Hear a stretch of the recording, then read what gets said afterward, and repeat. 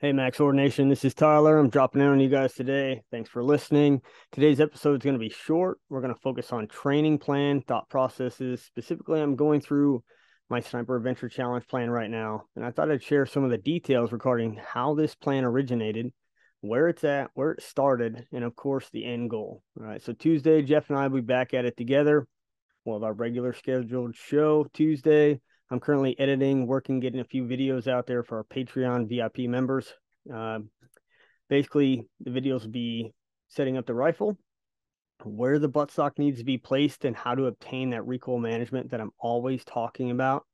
And what should the non-firing hand be doing? How should it be manipulating the rear bag? Should it be holding? Should it be cupping? So 2 or 3 different videos that I'm trying to figure out how to edit properly and get them out to those guys. So if you're not a VIP member yet, go check out the patreon.com/MaxOrdinate1 page and see what we have to offer.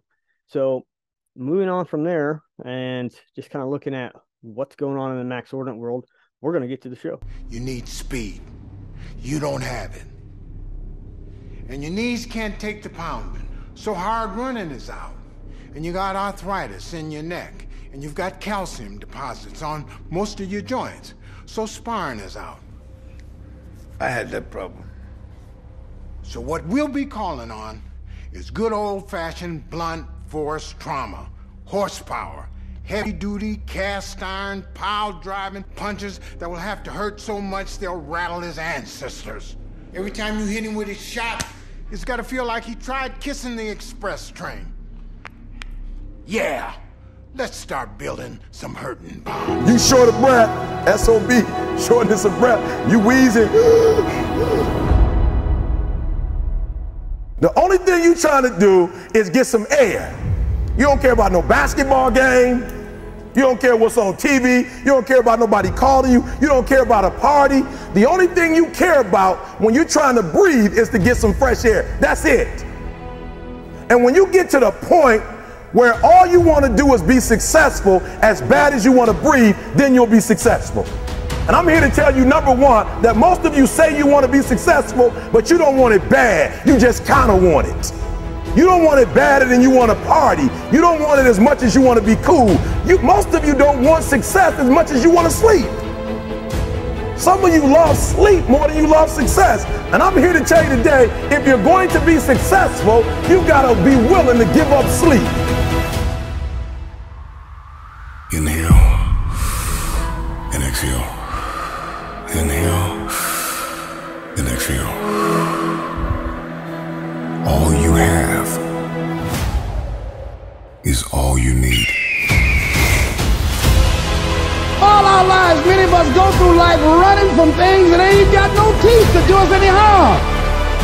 This is a mentality, like you gotta live this, you gotta eat this, you got every single thing you do. It's a mentality. Okay, so what do I mean? Because I gotta get you to go from behavior to mentality, because I told you before, I've studied great people, millionaires and billionaires and people who succeed in what they do, and I realized that the difference is only it's not a behavior. It's not something that they do. It's not something that they get to when they want to. It's not a feeling. Some of y'all, for real, you still on feelings. When you feel like doing it, you do it. When you don't feel like doing it, you don't. And so for you, it's a feeling, right? It's a feeling. For them, it's a mentality, it's a way of life. It's what they eat, it's what they sleep, it's what they drink, it's who they are. It possesses them. And the guru was telling him, when mentally, you want it, in your spirit, in your soul, when you want it, it will happen. Why is it so important to get up early? Some of y'all don't want it, that's why you ain't got it. I don't sleep when I'm tired, I sleep when I'm done. The average millionaire wakes up at 4 a.m. So it started off 4 o'clock in the morning where I'd start with my cardio, then I'd have breakfast, and then I would go to the gym, and then I'd go to work. Some of y'all have no idea what 4 a.m. looks like. Why would you not wake up at 4:30? Because you're too busy sleeping in. I'm pretty sure I wake up earlier than all of you. We don't sleep when we're tired. We sleep when we are too busy hitting the snooze button multiple times. Excuses sound best to the person that's making them up.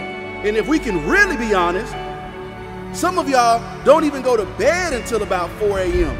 If you can get up before the rest of the world is awake, right? Before the enemy's awake, you can get so much done. You're so much more productive.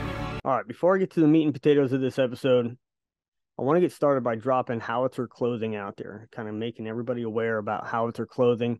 I love those guys. Eric, my homie, he's trained with me for over a year now. From zero to hero. And I love every time we get to go together and head out to the range and get some trigger time. Dude's a hoot. But outside of just being friends with them, they have supported us huge. And they also have this program called the Blue Line Project, right? Or Project Blue Line, sorry. And what an amazing organization where a department or an individual law enforcement officer can go to a training outside of that department's pipeline, or maybe the department doesn't have funding to send this guy, whether it be enhanced pistol or, fighting around your vehicle or medical or whatever the case is. This project will fund that law enforcement officer's way into that class.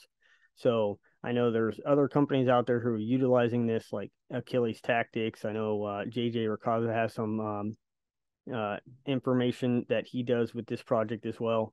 But if you're a law enforcement guy, go check these guys out. If you're not law enforcement, it'd be awesome if you supported them so that they can continue to give portions of their profit to programs like this.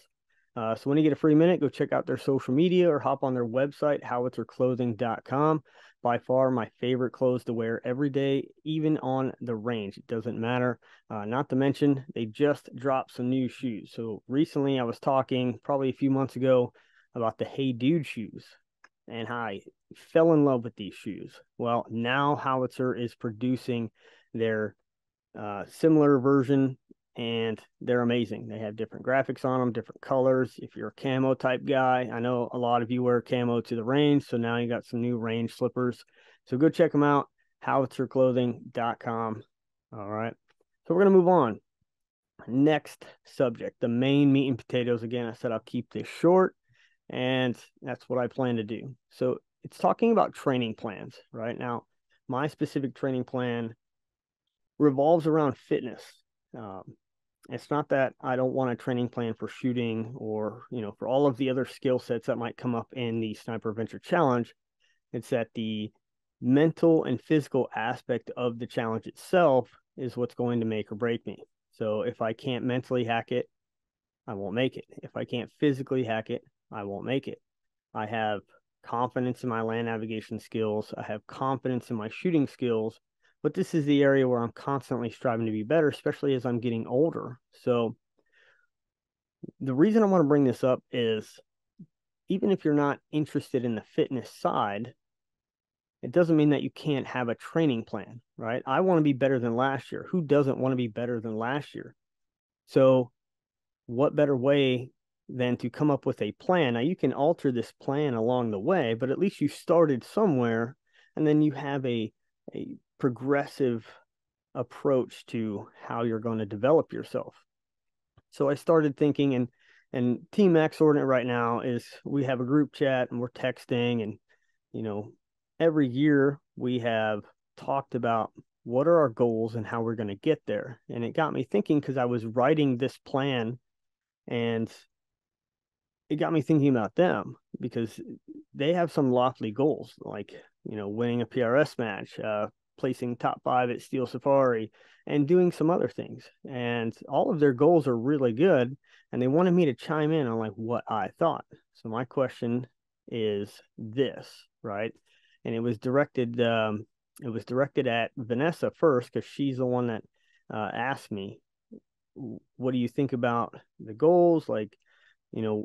Where do you think I should put them? And at first, if you look at this template that I have put out, and I'm going to show you guys here in a second, if you're watching the video, you'll be able to pull this up on YouTube and you'll see the template that kind of helps guide you through making, not necessarily a training plan, but making the best out of your goals, right?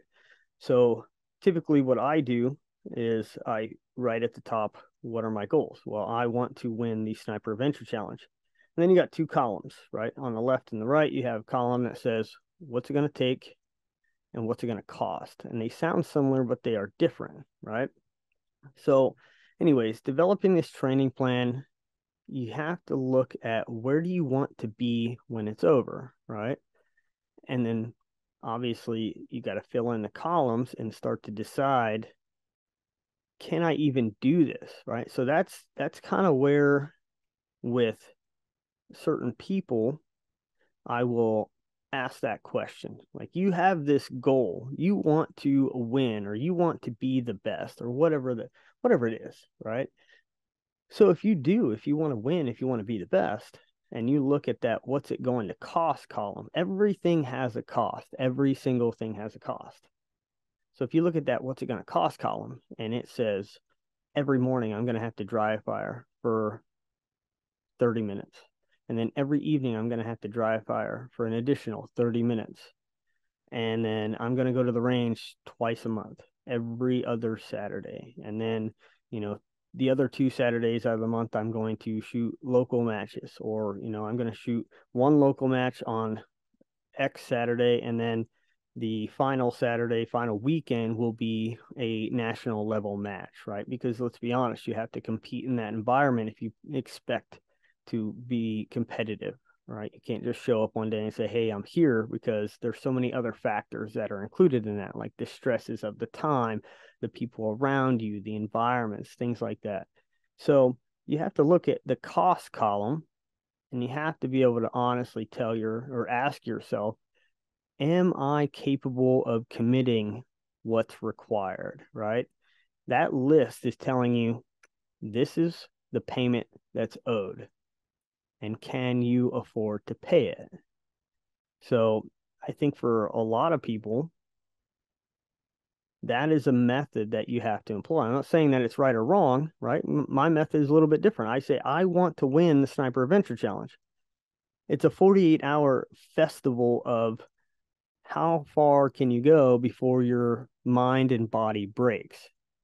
So for me, I know what the goal is, and I start listing out the costs, and I will stop at nothing to make sure that I give every payment that's due, and I pay particular attention to what's it going to take. I'm going to have to be good at land nav. I'm going to have my physical fitness there. I'm going to have to do this. I'm going to have to do that, right? All of these things, but that cost column is where it really comes into effect, right? So when you're building this training plan, you're kind of looking at, obviously you got to have a goal, but then you also want to develop, and this is not in the 2 columns approach anymore. We're moving past that, but you need to have a metric for which you can measure your progress, whether it's time, it's group size, it's mental mistakes, right? It's not fair to compare one match to another, because different match director, different size targets, different atmospheric conditions, it's difficult. You could go to one match and shoot 90%, and you could go to another match and shoot 60%, and you could be the winner at both. They're clearly not the same difficulty, right? So you have to find metrics that will allow you to measure where you're at and how far you progressed. And then, like I said, you got to be real with yourself. So I'm going to do a little screen share right here and kind of show you the paper that I'm discussing. Let's see here. File. Oh, God. It's getting difficult, guys. I'm still learning how to work. Here we go. Perfect. All right. So I'm going to pull this up. You guys get to see what I see. So here it is. It's a very simple paper, right? At the top, you write out what the goal is. Okay? And it could be many goals. It could all be revolving around shooting. It could all be revolving around fitness. Whatever it is, you're going to put that goal up there. And then on the left-hand column, what will it take? And this is kind of where you list out what skill sets are going to be required for you to accomplish that goal, right? With shooting, it's also a little bit more challenging, because you have to also factor in, do I have the equipment that will allow me to be competitive, right? Unfortunately, that is the nature of the beast when it comes to competitive shooting, is, not all things are equal in these styles, right? You go to a PRS match and you have 23, 24, 25 pound rifles that have like zero recoil, 6mm bullets that are extremely efficient when it comes to piercing through the air and very little recoil. So that's one angle of it, right? Then you go to NRL Hunter, and now you've gotten away from the heavy rifles. You have to have a rifle that's lightweight, right? And then on top of that, you want as flat trajectory as you can get. You want as little room for error as possible, but you still have to meet their power factor. So if you look at the rules of NRL, there's no 6mm bullet out there that's going to meet the power factor, no 243. So I think there's been a couple 25 calibers, but for the most part, you're 6.5 Creedmoor and up. So now you're seeing guys shoot rifles that are 12, 13, 14 pounds, but they're shooting 6.5 PRC, or, you know, they're shooting some larger caliber that might even be a Magnum caliber or supposed to be a Magnum caliber, but they're getting that flat trajectory. They're squeezing every ounce of ballistic efficiency out of that projectile by making it go faster. So you do have to consider the equipment to be part of here, right? What will it take? And you might have to write in, I need this, right? But for the most part, this is a skill side of the equation. What skill sets do I need to improve to achieve that goal? And then on the right side is what will it cost? And that's very simple, right? You start to break down how much training is it going to take, all right? Where's my wind calling at? Where is my positional at? Where is my efficiency of movement? How fast am I able to get into position? How fast do I deploy my tripod? Right? Am I good at dialing? Am I good at holding? You got all these little details in there, and every single one of them is going to need some improvement. So then there's the cost, right? How am I going to improve? How much time is that going to take? How much ammo am I going to have to shoot on the range? How much dry fire time am I going to have? How much time is this taking away from my family? How much money will this cost, right? All of these things. So you list out everything in that cost column, and then you ask yourself, is this something I can commit to? And if the answer is no, then you might want to look at that goal and say, okay, based off of what this will cost, what are the things that I can commit to, and how does that change my goal, right? So you got to be honest with yourself. It's sometimes it's difficult, right? But be brutally honest. That's all that it takes, is to be brutally honest, okay? So now I'm going to share my screen for another, it is my workout program, okay? So here we go. We're going to look at the workout program. We're just going to change the screen here, and I labeled it Plan to Win, right?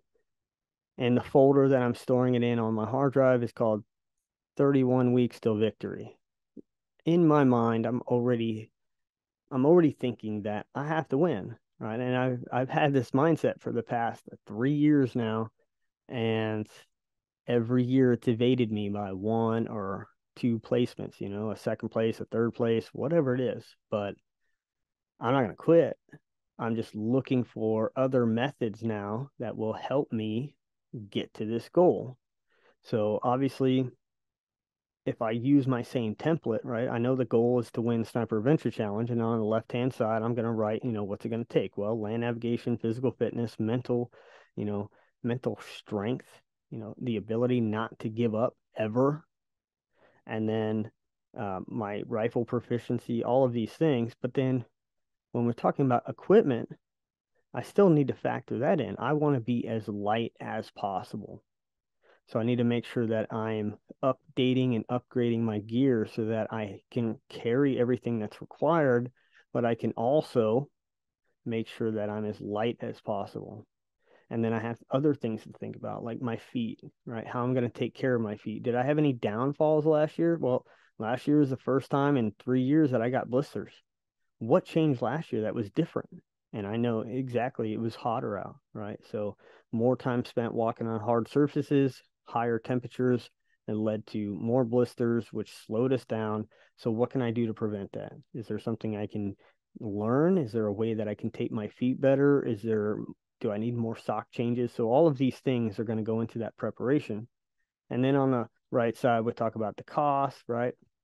But specifically looking at the physical fitness part, what I wanted was a plan, right? Something different from last year, something different from the previous year. Not that I'm unhappy with where my physical fitness was, but I want to be better. I want to increase from there. So I have a coach who's been helping me learn how to do Olympic lifting and compound movements. And I reached out and I said, I have a plan.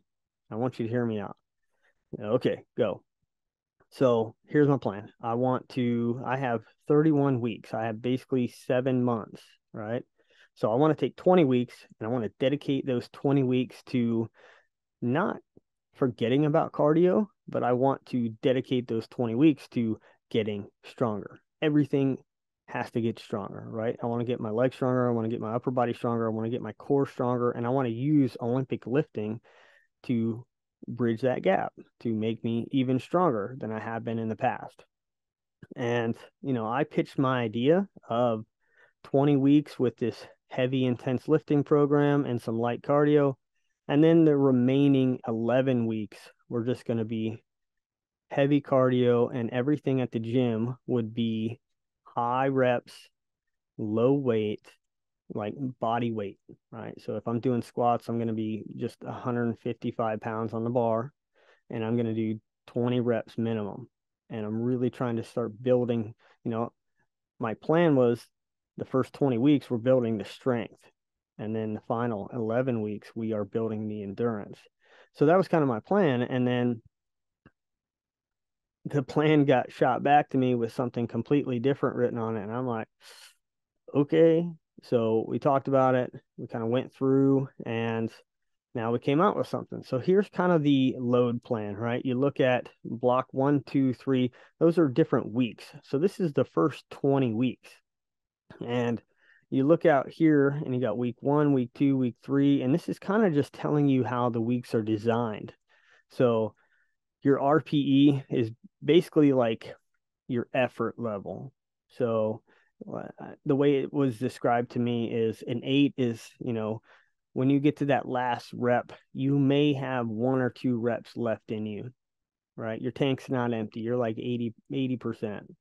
Now your volume is where you start to think about your amount of reps, right? So you look at your volume and it's like high reps. And then you look at your intensity, and that's kind of judging on your what's the right word for it? Not reps, but the weight, right? So you look at the weight, and let me come back. Sorry. So high reps for volume, and then moderate weight, right? So now we're looking at high reps, moderate weight, and then you go through the different weeks, and you could see the effort level will change, right? The deload week, the effort level goes down, the volume goes down, the intensity goes down. So not only are your reps going down, but so is the weight, right? For the deload week, you're not completely stopping everything, but you're giving your body a chance to kind of recover, right? So this plan goes on and on and on, and this is kind of like the shell. This is where you design everything on the inside. So then, let's see, can we scroll up here? Let's do this. Page 2, right? So this was kind of my input where, for block 1, which is a 5-week segment, this is where I'm going to be doing my cardio. I'm not going to be pushing it hard. The distances on the runs are going to be, for the first week, Monday, Wednesday, Friday. Every morning, it'll be a 30-minute stretch, run 2 to 3 miles, and jump rope for 5 minutes, right? And this is just the first 5 weeks. Now, I can adjust this as maybe my body is breaking down, or I'm getting better, or 5 minutes of jump rope is just not doing it for me anymore. Like, I can change the program, but this gives me a place to start. And you could see for all 5 weeks, it's just run, jump rope, run, jump rope, every other day. And then for Tuesday, Thursday, and Saturday, right, because this is a 6-week program, 6-day program, I have Sundays as my rest day. But on the days that I'm not running, it's a 1,000-meter swim and then run 1 mile. So basically run a half mile to the beach, swim, run a half mile home, and that's it. So that's kind of where I'm at with the cardio, and I set that up, and I'm going to see how it plays into the lifting phase of it. Now I know that this section here is a little harder to view, but you can see, oh, here we go. Just an example of like what these rep schemes look like. Okay. All right, let me get the right page here.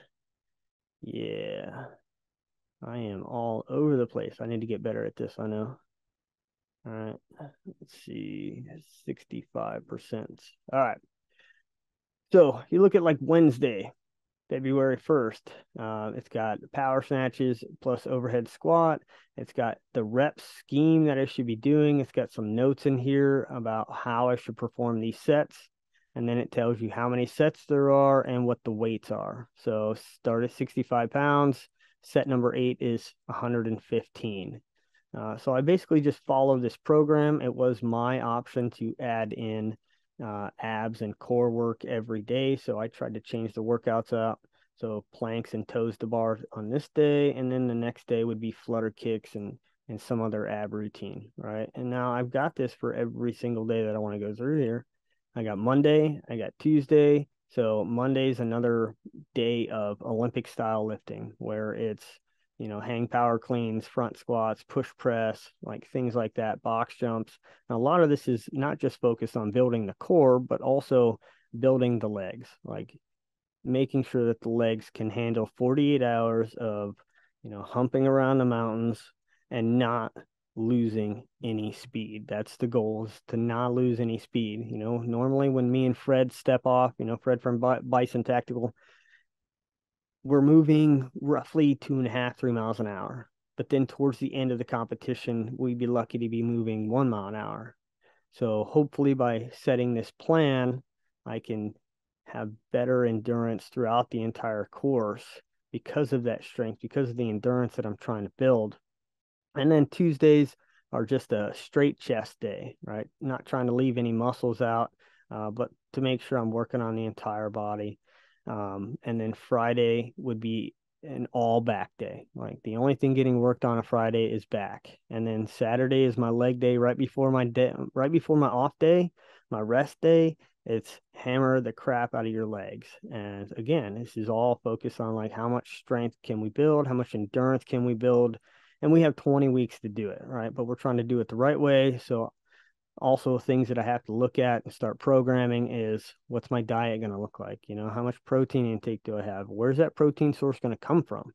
And, you know, things like that. So then here is load plan for weeks 5, 6, and 7, right? Your remaining 11 weeks. So you look at this and you've got, you know, high volume, low intensity. And I wrote over here 75 to 100% of my body weight lifts for pretty much everything. Now, this is going to give me 2 weeks at the very end to completely recover from this 7 months of, you know, intense physical fitness, to let me go into the Sniper Adventure Challenge feeling like I've done everything I can to prepare and then go win, right? That's the goal, is to win. So that is kind of my plan right there.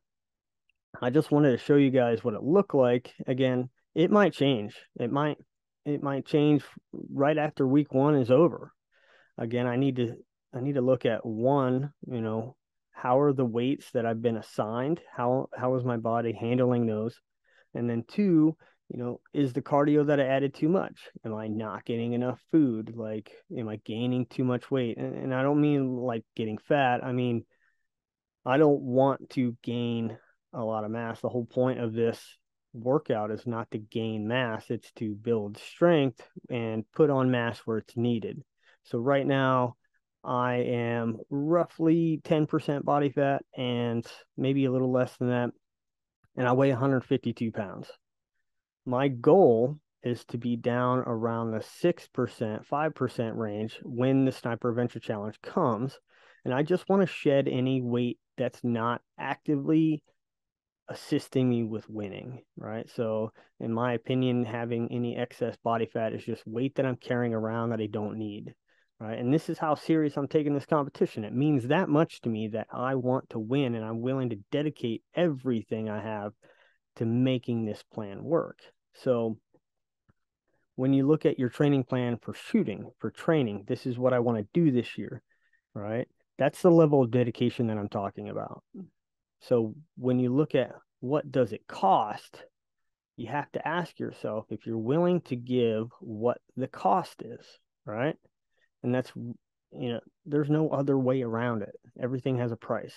So anyways, that is my workout program. And I felt like there was a lot of areas that this could be applied to whatever goals you're trying to achieve in your hobby or career or your life, whatever it is. And sometimes it just takes an honest assessment at looking at what is it going to cost and how am I going to give that much effort, right? Again, like the team, I'm looking forward to sitting down with the team and maybe doing a podcast with all of them and talking about what their goals are and what they wrote out would be the cost, what they think it will take to get there, and if they can dedicate themselves to what that will take. All of them have some really awesome goals, and I think they're all capable of achieving them. It really comes down to, are they going to have the time with their life, with their families, with whatever they have going on? Are they going to have the time to dedicate to winning or to achieving that goal? And it's only one way to think about it in reality, right? There's a price to pay, you got to pay it. And sometimes that means that you got to give things up that you enjoy. For example, like I am a 100%, I love sugar. Like anything with sugar. It could be candy, it could be straight sugar, like give me the sugar, right? But it's not healthy, it's not good for my diet, it doesn't help me reach my goals. So last year I had to completely cut sugar out of my life. And then once Sniper Adventure Challenge was over, I was like, oh my God, come back to me, sugar, I love you. And then now I'm at that point again where Sniper Adventure Challenge is on the horizon. I know 7 months sounds like a long time, but it's going to go by so fast. And I don't want to be caught unprepared. So same thing, got to start cutting that sugar out. Now I got to get back to like prepping my food and meal planning and, looking at what the macros are and legitimately making sure that I'm eating healthy enough and eating enough to sustain the workout that I'm going to put my body through for the next 7 months, right? So that's it. And I'm going to post some stuff up for you guys to kind of look at. I'll throw that template up. So if you guys want to look at it and maybe utilize it for your own uses, you can, or if you just want to write your own out, that works too, right? Don't forget, outside of knowing what the goal is, what's it going to take, what's going to cost, you want to plan for metrics that you can measure your progress, right? Whether it's accuracy, it's speed, it's fundamentals, whatever it is, make sure that you can measure your progress. Okay. And then don't forget to be real with yourself and then hold yourself accountable, right? Everybody's got a plan. Everybody starts with a plan in the beginning. And then as the motivation dies off, you have to think about that goal and that discipline that you told yourself you're going to have. That's what's going to keep you going, even when you don't want to, even when you don't want to dry fire for 30 minutes, right? And maybe you just need to start early. And I've talked about this in a previous episode, no 0 day, right? I heard that on a different podcast I was listening to. They talk about no 0 days. So you know what? If it gets to a point where like you're supposed to dry fire today for 30 minutes and you just ran out of time and you are tired and you can't think and you can't focus and you just want to lay down and end the day, it's fine. Grab your rifle and do 5 dry fires. That takes you 60 seconds and then put it away. And at least you didn't go to bed 0, right? All right. Thank you guys for listening. I appreciate your support. Don't forget to like, subscribe. Please visit the website, download some of those targets as I posted up on our social media the other day. I put up 7 new downloadable targets that help you reach your training goals. They're free. You just got to go on the website, select the ones that you want, fill out the information, download, and they're yours, right? If you're interested, please check out patreon.com, Max Ordinate 1 for VIP content, videos, things that we don't put out to the general public, training materials, and more. As always, again, I'm just humbled by how many listeners that we have and people that reach out. I do have one listener, one Patreon subscriber who reached out to me, and I'm going to throw his question up on the podcast on Tuesday so that we can kind of tie it into the episode. But he reached out. He had a very good question, and I can't wait to share it with all of you guys. Pleasure hanging out. Pleasure talking. Until next time, I'll catch you guys at the range, and I'm out of here.